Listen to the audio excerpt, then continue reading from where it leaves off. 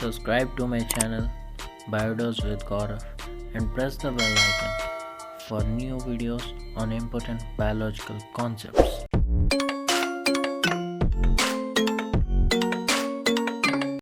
Hello to everyone and welcome to this awesome session on Introduction to Cell Theory and Cell Overview.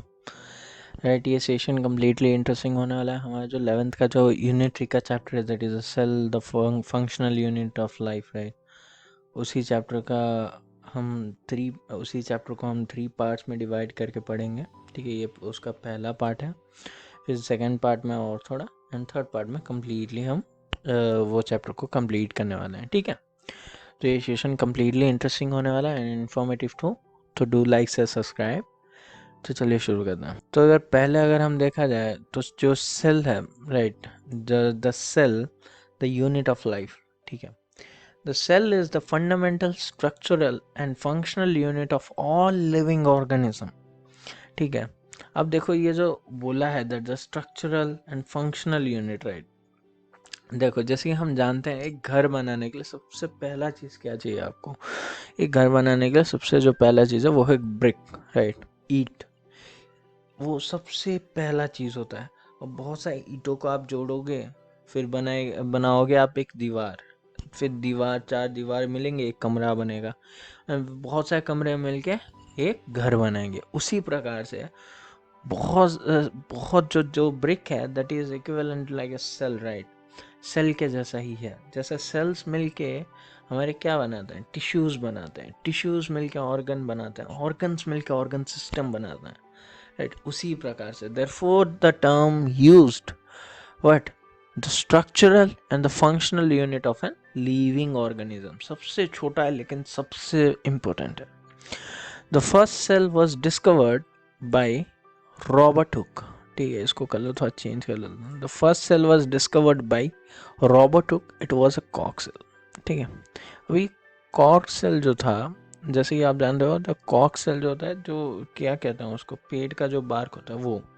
ठीक है, तो general दो यार dead cells. इसीलिए और एक जो थे scientist that is Anton van Leeuwenhoek, जो पहली बार क्या देखे थे, डिस्क्राइब्ड द लाइफ सेल, जो लिविंग सेल को डिस्क्राइब किया था. इसीलिए एनसीईआरटी में आपका जो दिया है दैट द लेवेनहुक क्या किए थे ना, लाइफ सेल बोल के मेंशन किया, लिविंग और लाइफ सेल.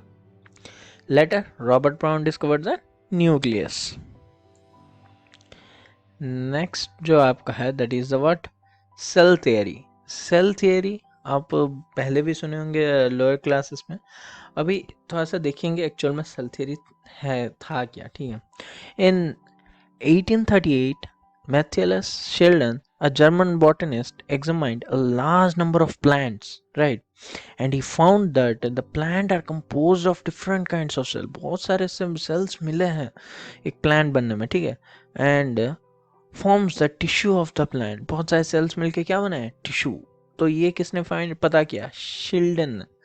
अब जो दूसरा जो बंदा है एट द सेम टाइम थ्योडोर स्वान, जो कि थे हमारे 1839 के साइंटिस्ट थे, ब्रिटिश जूलॉजिस्ट थे.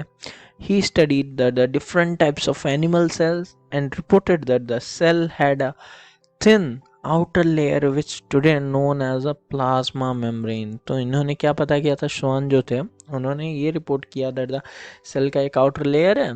ठीक है, जिसे मतलब एक आउटर कवरिंग है जो कि लेयर है, जिसे हम क्या कहते हैं आज के ज़माने में, that is what, plasma membrane. ठीक है, उन्होंने एनिमल सेल को स्टडी किया था as he is an zoologist. और बॉटनिस्ट जो थे हमारे शिल्डन थे, जो कि हमारे प्लांट सेल को स्टडी किया था. बोले थे दैट बहुत सारे प्रकार के सेल्स होते हैं, बहुत सारे सेल्स मिलके टिश्यूज बनाया करके. He also concluded that based on his studies on plant tissue that the presence of the cell wall is a unique feature of the plant cell only. जो हमारे जो शिल्डन थे वो बॉटनिस्ट थे, तब उन्होंने बोला कि बहुत सारे सेल्स मिलके हमारे टिश्यूज बनाते हैं प्लांट्स में. तो उन्होंने ये भी बोला दैट एक सेल वॉल है, ठीक है, जो कि unique feature of the plant cell only. The presence of cell wall, the outer most one is a cell wall, that is the unique feature of the plant cell only. ठीक है, ये किन्होंने बोला था, शिल्डन ने. ठीक है, और Schleiden and Schwann together formulated the cell theory. However, this theory did not explain how the cells are formed. चलो इन्होंने somehow एक दे ही दिया डाला कि conclusion दे ही डाला, हाँ कुछ एक है करके fundamental units and कुछ कुछ specify भी किया है, but they are unable to explain the how the new cells are formed. ये जो है अब completely what overview type है आपका जो मेथिसिल्डिन है जो कि all plant parts जो हैं made up cell बोले थे, और जो स्वान है वो बोले थे that all animal tissues are made up of cell. ये दोनों मिलके first two part cell theory के ये है all organisms are made up of cell, the cell is a basic unit of living things. और Rudolf Virchow is the all cells come from a pre existing cell, ये statement इन्होंने दिया था, ठीक है, थियरीज ऑफ द सेल। और इधर Rudolf Virchow जो थे 1855 उनके बाद was first explain the cell divide and how the new cells were formed from the pre-existing cells, right, जिसको हम omnis cellula e cellula कहा गया है, ठीक है। He modified the hypothesis of the Sheldon and so on to give the cell theory and final shape. तो उन्होंने देखो पहले से ही वो पता तो कर लिया था दैट हाँ ये चीज़ें हैं, ओके कुछ कुछ हाँ बहुत सारे सेल्स मिलकर टिश्यूज बना रहे हैं, ओके, but finally जो formulation, because he discovered that how the divisions is taking, how the new cells are formed from the pre-existing cells, he gave an idea, right? So therefore he modified the hypotheses of the what Sheldon and so on to give the cell theory the final shape, okay. And today the cell theory was understood as all living organisms are composed of cells and the product of cells. All cells are raised from the pre-existing cells, right? This is what the modern cell theory is.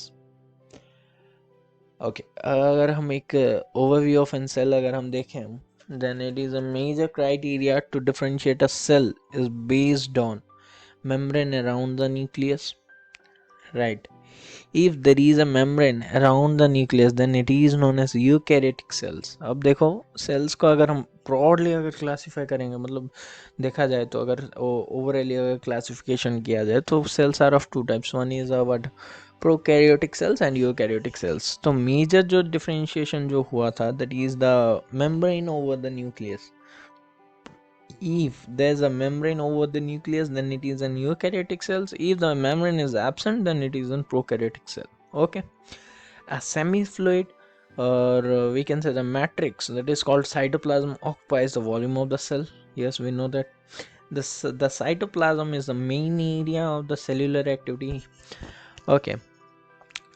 As the cytoplasm act as a what, a link, connecting link between the organelles of the cells, right? The cell consists of various kinds of organelles, right, such as mitochondria, Golgi complex and lysosomes and all, right? And this is various kinds of transportations are going on the inside a cell, right?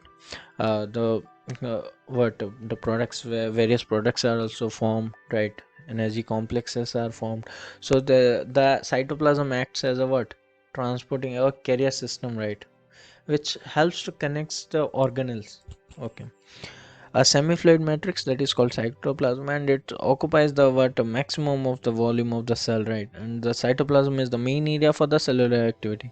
Beside the nucleus of the eukaryotic cells and other membrane bound distinct structures that are called organelles, right, like endoplasmic reticulum, Golgi complex, lysosomes, mitochondria, right, microbodies, vacuoles, and etc. One cell constitutes of other than that of nucleus, other membrane bound distinct structures that are called what, organelles, right, cell organelles like endoplasmic reticulum, Golgi complex, lysosomes, mitochondria, right, microbodies, vacuoles, etc. Ribosomes are non-membranous bound organelle, right? Yeah. This is a point we need to be remember that the ribosomes are non-membrane bound organelle found in all cells, both eukaryotes and prokaryotes. Ribosomes are only found in the cytoplasm, but also not only in the cytoplasm, but also found in the what organelles such as of mitochondria, chloroplast, and rough endoplasmic reticulum. Yeah, this need to be get specified, because not only in cytoplasm but also in the surface what surface of the endoplasmic reticulum also, right? Ribosomes helps in the protein synthesis. Also found in the organelles like mitochondria, chloroplast, and rough endoplasmic reticulum.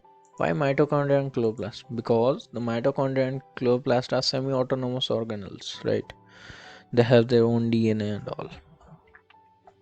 So there also protein synthesis is required. Animal cell contain another organelle which is a non-membranous, that is the centriole. It has very important role in the cell division process. Okay, it is a diagram of an cell, right? Systematic diagram, one of the systematic diagrams. अब देख रहे हो ये जो cell है, ठीक है, cell देख रहे हो, एक है ये जो देख रहे हो, ये वाला है आपका गोल्गी एपरेटस। ये जो छोटे छोटे हैं, छोटे छोटे, दीज आर राइबोसोम्स, बड़े वाले lysosomes, these are various organelles, and this is the what nucleus, inside the nucleus that is DNA is marked. Okay, it is a mitochondria, power house of an cell. ये जो outer वाला है ये आपका क्या है, सेल मेम्ब्रेन है। और ये जो है फ्लूइड मैट्रिक्स आपका, जो देखो ये एक ऑर्गेनेल है ना, लाइसोसोम एक ऑर्गेनेल है, गोल्गी एपरेटस एक ऑर्गेनेल है, माइटोकॉन्ड्रिया एक ऑर्गेनेल है, न्यूक्लियस एक है, ठीक है। आपका जो न्यूक्लियस तो नहीं, न्यूक्लियस को छोड़ के जो कि आपका एंडोप्लाज्मिक रेटिकुलम हो गया, ये सब को आपस में कौन जोड़ा है, fluid matrix, that is what, cytoplasm, ठीक है। Generally cells are greatly vary in shape, size, right? Smallest cell जैसे कि बहुत सारे देखो शेप साइज में वेरी करेगा ही करेगा। जैसे कि हमारा सबसे स्मॉलेस्ट सेल जो था that is a माइक्रोप्लाज्म, that is about what something around 0.3 mu, okay, in length. While bacterial जो सेल थे वो 3 से 5 किल थे, ठीक है, समथिंग थोड़े से बड़े। And the largest isolated cell that is an egg cell, जो कि हमारा ऑस्ट्रिच का है, इट इज एन वर्ड सबसे बड़ा है। And the human cell is about word 7 mu m in diameter, okay. The nerve cells are some of the longest cells. The cells can vary greatly in shapes too. There are shapes like disc, like polygonal, right, and columnar, cuboidal, thread-like, or even irregular, right. The shapes of the cell may vary in their functions they perform also. So I hope ये session आपके लिए informative रहा होगा, and do like से subscribe to my channel. And ये था part 1, okay. And part 2 जो आने वाला है हम उसमें प्रोकैरियोटिक सेल को कम्प्लीटली देखने वाले हैं। एंड आई होप आपका जो कॉन्सेप्ट है धीरे धीरे क्लियर हो जाएगा अब जो कंप्लीट होते सेशन के कंप्लीट होते था, ठीक है। Thank you.